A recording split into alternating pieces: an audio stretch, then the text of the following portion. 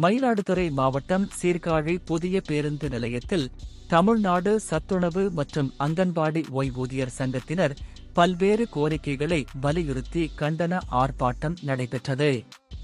இதில் பங்கு பெற்ற சத்துணவு மற்றும் அங்கன்வாடி ஊழியர்கள் தங்களது கோரிக்கைகளை பாட்டு பாடி நூதன முறையில் போராட்டத்தில் ஈடுபட்டனர்.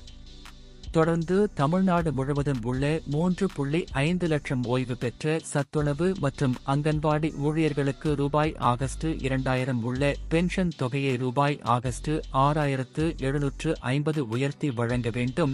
இல்லை என்றால் சென்னை உயர்நீதிமன்றம் அளித்த தீர்ப்பின்படி ரூபாய் 3850 பென்ஷனையாவது வழங்க வேண்டும்.